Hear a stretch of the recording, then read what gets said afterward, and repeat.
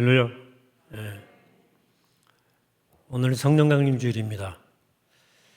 성령 강림하심으로 이 땅에 교회가 생겼기 때문에 성령 강림절은 너무 소중한 주일입니다. 또 오늘은 한국교회가 30년 넘게 지켜온 환경주일입니다. 사실 코로나19는 인간이 하나님의 창조 세계를 잘 관리하지 못해서 온 것이므로 이제 막 코로나19를 벗어나는 시점에서 맞는 이 환경주일 역시 소중한 주일입니다. 그래서 성령 강림절은 앞으로 계속 이어지기 때문에 또 말씀드릴 기회가 있을 것이고, 오늘은 이 창조 세계 회복과 관련된 말씀을 조금 전하도록 하겠습니다. 사실 이 창조 세계를 회복하는 일 역시 성령께서 하시는 중요한 사역 가운데 하나거든요. 앞서 영상에서 생태적 회심이란 회개란 말이 나왔어요. 하나님이 주신 이 창조 세계를 잘 관리하지 못한 책임이 인간에게 있기 때문에 생태적으로 인간이 회개해야 된다고 하는 이야기입니다. 사실 회개는 성이 우리에게 임하는 중요한 통로죠. 사도행전 2장 38절의 말씀입니다. 베드로가 이르되 너희가 회개하여 각각 예수 그리스도의 이름으로 세례를 받고 죄 사함을 받아라. 그리하면 성령의 선물을 받으리니. 베드로는 회개하고 예수 이름으로 세례를 받고 죄 용서 받으면 성령의 선물을 받을 것이라 그랬어요. 성령은 위로부터 오는 선물인데 그 선물을 받는 첫 번째 비결이 회개인 것입니다. 근데 회개는 단순한 뉘우침 이벤트가 아니고 나를 근본적으로 성찰하고 돌이키는 행동입니다. 회개는 하나님께로 돌이키는 행동이라 그 말입니다. 인간의 죄성의 핵심은 자기 중심성입니다. 우리가 자기를 중심으로 살아가는 한 성령은 역사할 길이 없고 오실 길이 없습니다. 따라서 회개한다는 것은 자기 중심적 삶에서 하나님 중심의 삶으로 돌이키는 것, 그러면 성령이 오신다. 이 망가진 생태계를 살리는 길도 역시 인간이 회개하는 것이다. 자기 중심적 삶에서 돌이켜야 된다는 거죠. 지금 우리가 사는 이 지구는 인간 중심적인 세계관 때문에 완벽히 망가져 가고 있습니다. 지금 지구 생태계와 인류는 이전에 경험해보지 못한 커다란 위기 앞에 직면해 있습니다. 심각한 기후변화, 전례 없는 생물 다양성의 손실, 또 바이러스, 코로나19의 대유행 등이 그 위기들입니다. 근데 이 모든 위기들이 다름 아닌 생태계 파괴, 특히 기후변화 때문입니다. 여러분 이미 여러 매체를 통해서 보셨을 거예요. 기상이변으로 각장자연재해 일어나는 것, 수많은 인명피해, 재산피해 보셨을 거예요. 작년 2021년만 해도 유럽, 북미, 아시아 등 전 세계에서 이상 고온과 폭우가 다발적으로 일어났습니다. 작년 6월 서유럽과 벨기에 등에 1000년 만에 기록적 폭우가 내렸습니다. 사진 볼까요? 그래서 200명 이상의 사상자가 발생했습니다. 독일과 벨기에에서. 또 7월에는 중국 허난성에 폭우가 내려가지고 도시 기능이 마비되고 지하철 승객 수십 명이 사망했습니다. 그리고 같은 7월에 일본 시즈오카현에서 폭우 산사태가 일어나고 30명 이상이 사망 실종되었죠. 세계 어느 한쪽에서는 이게 홍수가 나는 한편 또 다른 쪽에서는 이상 고온과 산불이 만연했어요. 작년 7월에 영국 런던이 최초로 사상 처음으로 폭염주의보 내렸죠. 북미 연로명상, 히톰, 열도면상이 생겨서 카나다, 미국에 불볕더위가 작년 7월 미국 네스밸리 국립공원의 최고 온도가 56.7도를 기록했습니다. 섭씨예요. 화씨가 아니에요. 그리고 카나다 밴쿠버가 48.6도를 기록해서 그 도시가 생긴 이래 최고의 더위를, 바다가 다 그냥 고기 다 죽었어요. 이런 고온 건조한 날씨는 초대형 산불로 이어졌습니다. 그래서 미국 캘리포니아 비롯한 전 세계 작년 여름 그리스, 이탈리아, 터키, 카나다 등 초대형 산불이 쉴 새 없이 작년에 계속 일어났습니다.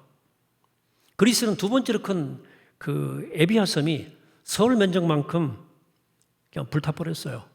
터키, 작년에 우리 배구팀 왔을 때 그때 터키 불러가지고 난리 났죠.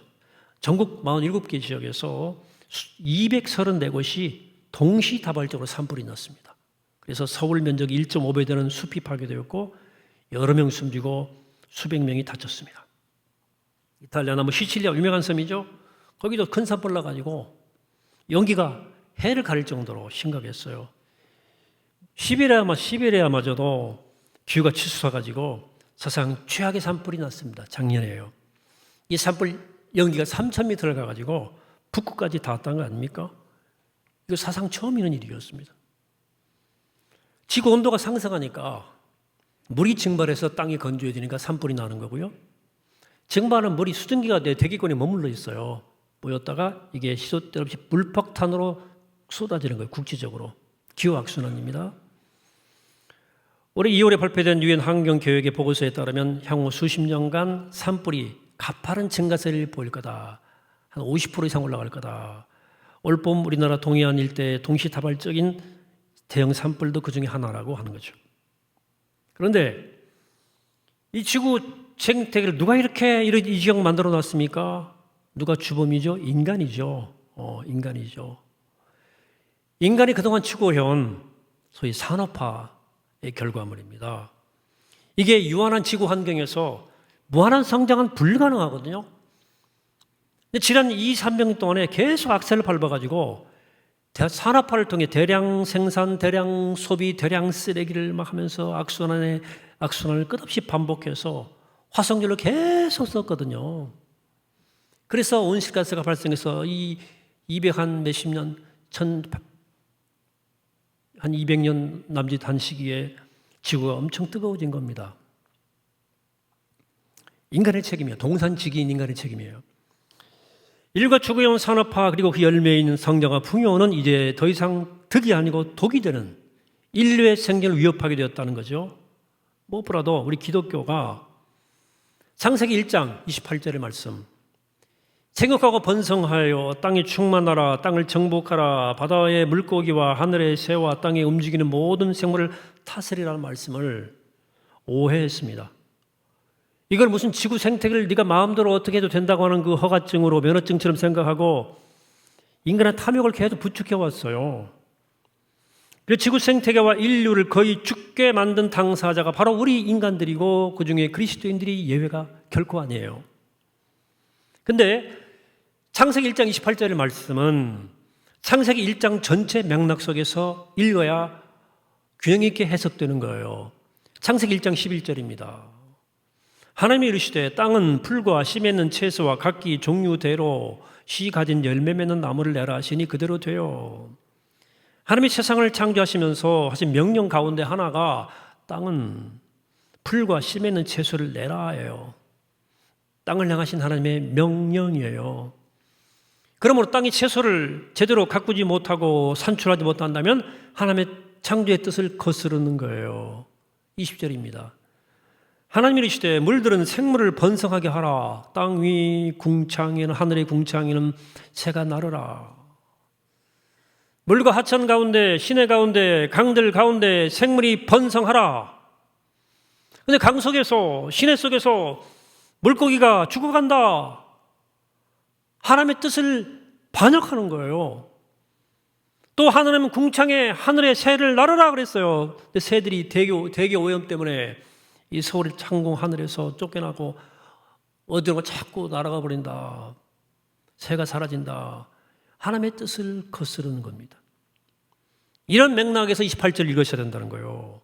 하나님은 당신의 형상대로 창조하신 인간을 축복하시면서 그들에게만 생육하고 번성하라는 게 아니라고 말해요.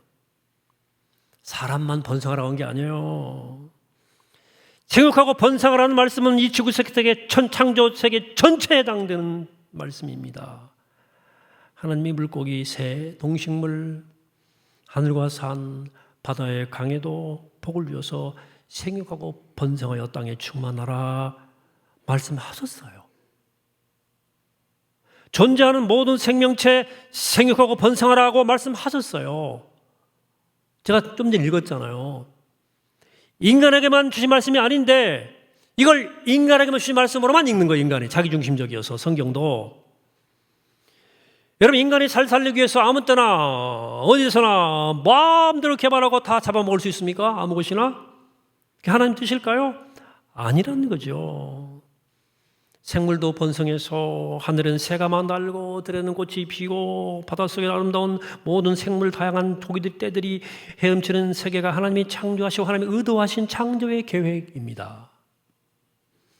여러분, 노아 홍수 사건 기억하시죠? 인류의 죄 때문에 하나님의 심판을 피할 수가 없었어요.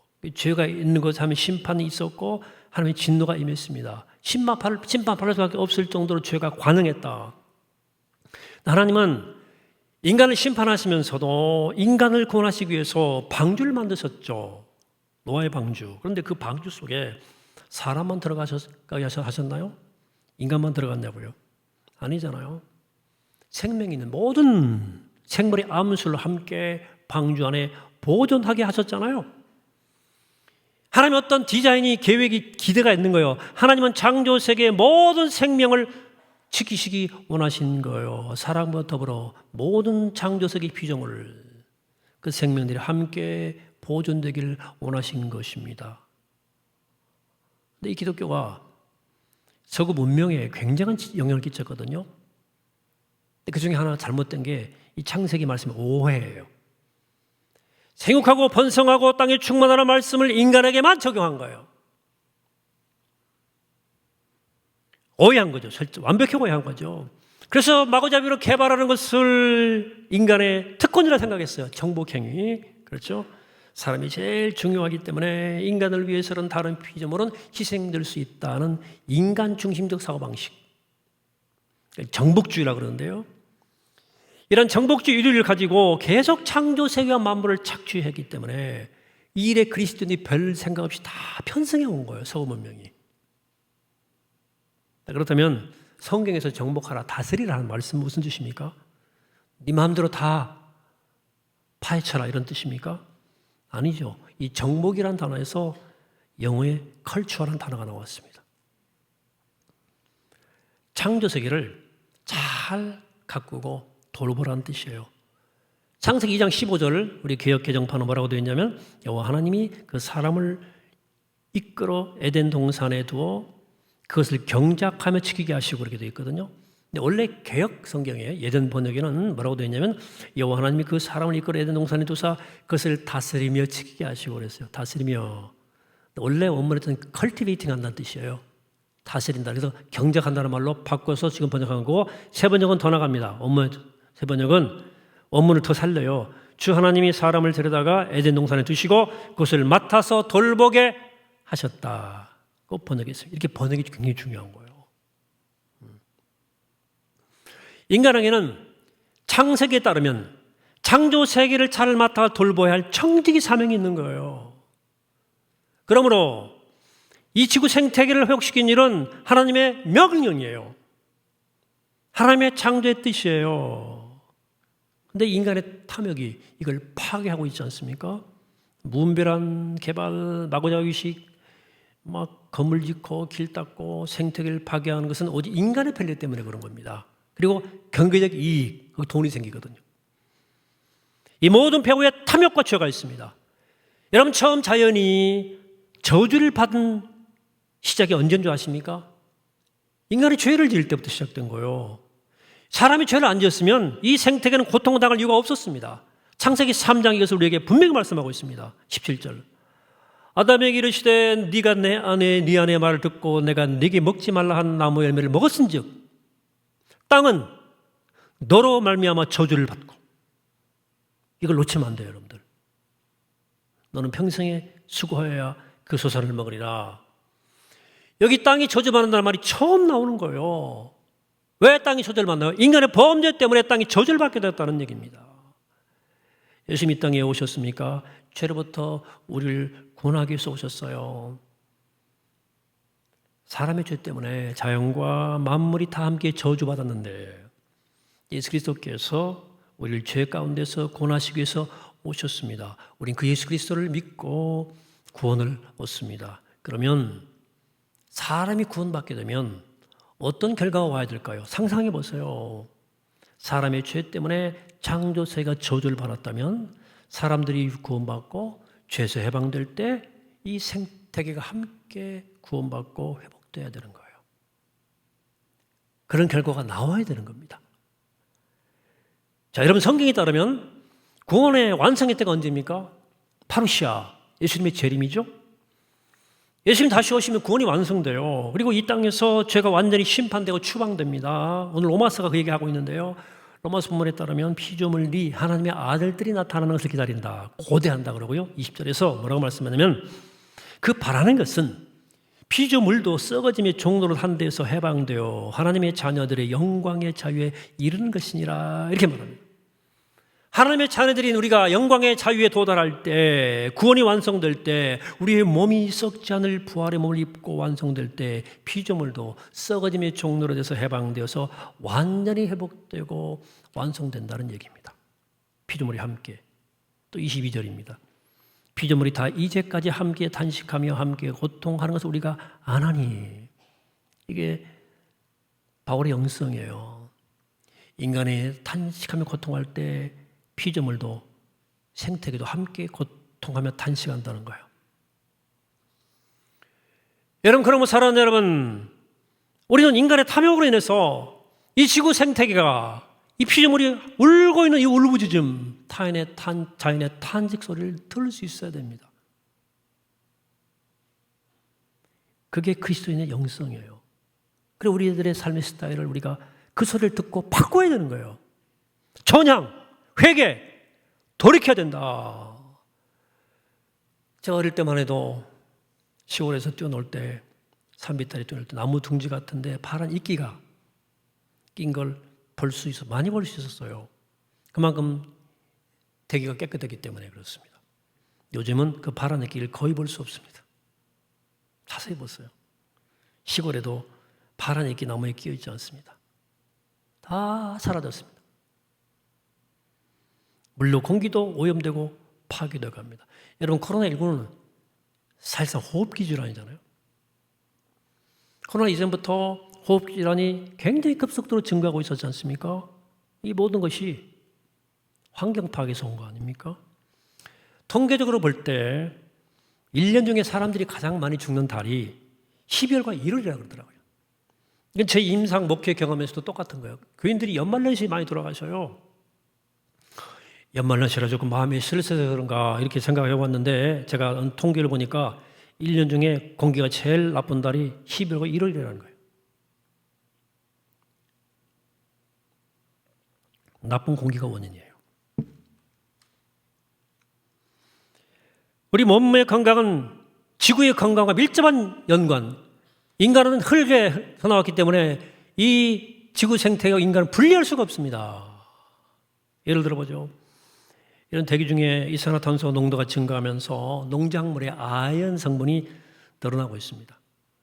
이 건강에 아주 안 좋은 영향을 끼치고 있어요. 아연은 우리 몸의 세포를 구성하고 생리적 기능을 다루는 대표적 무기물 중에 하나인데요. 특히 성장의 아동의 원활한 신체 발육을 돕고 있다 알려져 있습니다. 또 성장 호르몬 촉진을 돕고 기성장에 굉장히 중요한 역할을 하고 면역력 강화에도 효과적인 아연. 그리고 임신한 여성의 경우 이 아연이 부족할 경우에 기형아나 저체중아를 낳을 수도 있어요. 이처럼 아연이 부족해도 이 성장 발육에 문제가 생기지만 반대로 아연을 너무 많이 섭취해도 농산물에 아연이 계속 빠지니까 미네랄 불균형이 와가지고 당뇨 환자가 굉장히 문제가 생깁니다. 또 일반적으로 아연을 너무 많이 섭취하면 열, 기침, 위장장애, 피로, 구토 등의 부작용이 자기도 모르게 생기는 거예요. 불볕더위 계속되면 심장질환, 고혈압, 호흡기 질환 등으로 사망이 증가하는 거 아시죠? 가뭄이 심해도 심장질환이 계속 늘어납니다. 세계보건기구가 10년 전에 발표한 통계를 보니까 기후변화 건강이라는 보고서에 따르면 기후변화 때문에 인한 사망자가 연간 16만 명에 달하는데 해마다 증가 추세라. 20만 명이 넘었어요. 특히 가난한 지역의 가난한 나라의 경우에 인구 10만 명당 160명이 기후변화로 인해 사망하고 있습니다. 여러분 2003년도 니르푸르 사태를 아십니까? 수단의 남쪽에는 기독교계 흑인들이 살았고요. 북쪽은 아랍계 무슬림이 살았는데 가뭄이 극심해지니까 사마가 된 거예요. 식량이 생산이 40%가 떨어진 거예요. 그래 북쪽 사람들이 남쪽을 농지를 침범하는 거예요. 그러다가 전쟁이 난 거예요. 30만 명이 인종 청소당해 30만 명이 죽었습니다. 250만 명이 전쟁 난민이에요. 기후전쟁입니다. 여러분 소말리아 내전, 시리아 내전 다 사실은 여러 가지 이유가 있지만 계속 더 심각한 식량 문제 때문에 결국은 저렇게 더 심각하게 싸웠던 거예요. 기후전쟁입니다.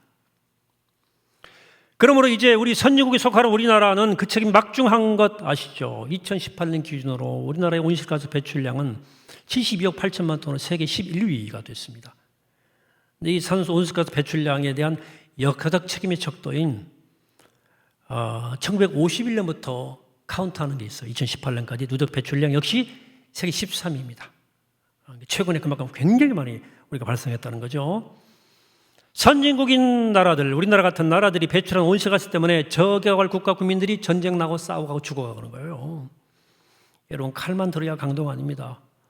온실가스를 많이 배출하면 기후 악당 국가입니다. 기후 강도라고 말해요. 여러분들이 의도하지 않았던 우리나라 국민은 지금 지구 생태계와 인류에게 기후 강도 역할을 하고 있습니다. 지금은 자기도 그 칼에 베어가지고 우리도 죽게 생겼어요. 어떻게 해야 되겠습니까? 기후과학자들은 이렇게 처방해 줍니다. Great acceleration, great transformation.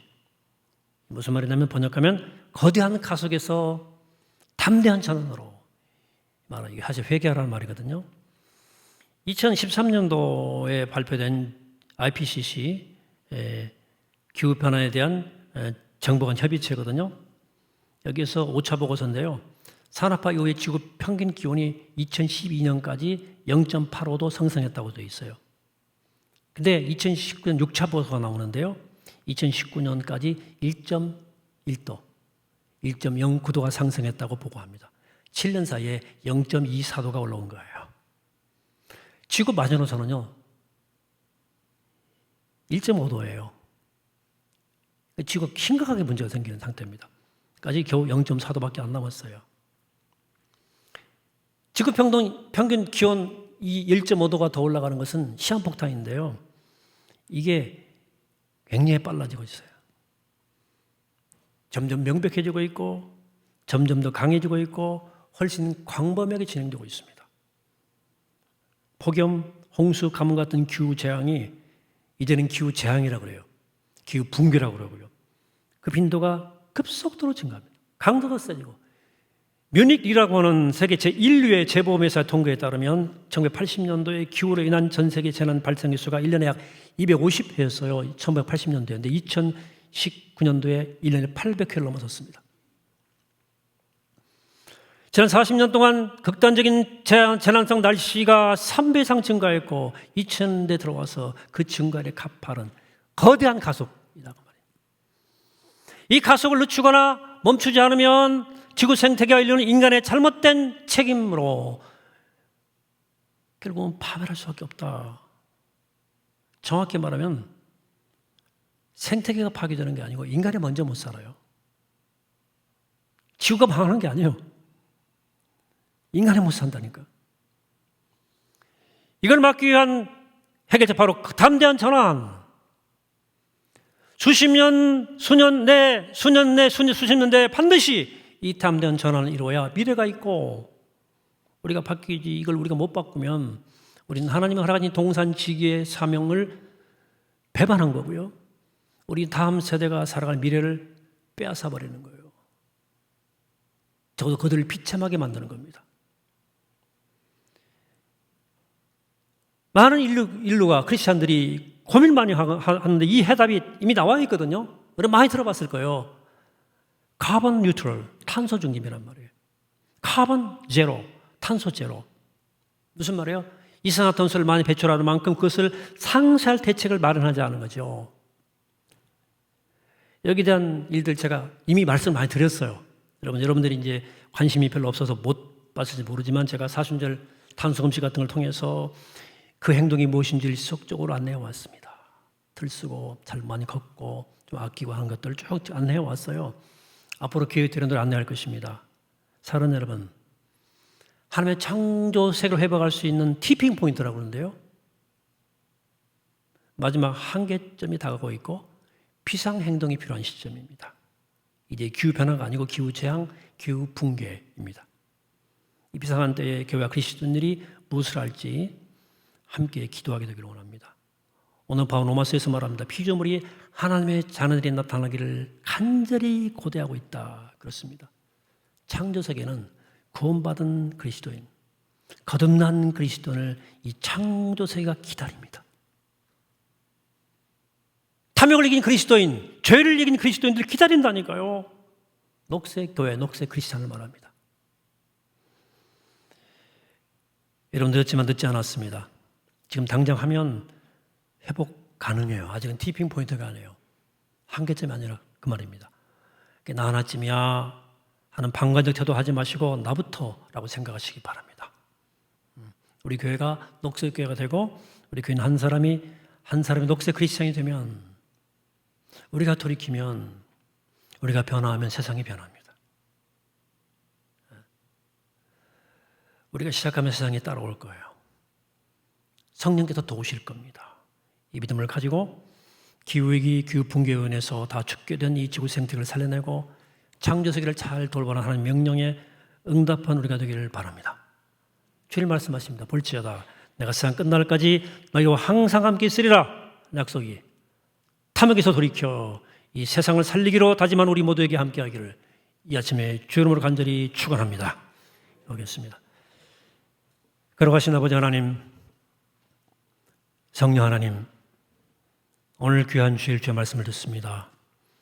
우리가 우리의 책임으로, 인간의 범죄로, 인간의 탐욕으로 인간도 비참해졌고 창조세계를 또한 이렇게 파괴시켰는데, 땅이 저주를 받았는데 우리가 돌이켜, 우리가 회개하고 회심하여 우리가 바로 서서 나도 구원받고 세상을 구원하는, 우주 만물을 구원하는 구원의 역사를 감당하는 우리가 되게 하여 주옵소서. 감사드리옵고 예수 그리스도 이름으로 기도하옵나이다. 아멘.